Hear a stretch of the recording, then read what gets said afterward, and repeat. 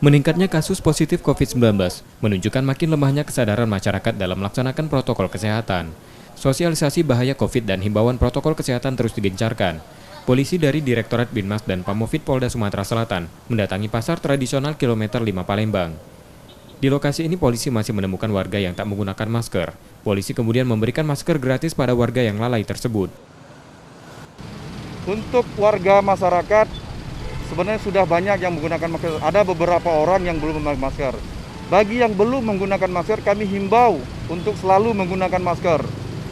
Makanya kami hadir di sini untuk memberikan penyuluhan, himbauan kepada masyarakat agar masyarakat dapat mengetahui bahwa bahaya COVID-19 itu masih ada di Palembang atau di sekitar kita. Penegakan disiplin protokol kesehatan masih himbauan. Dalam banyak kasus, pasar tradisional diketahui menjadi klaster penularan virus corona.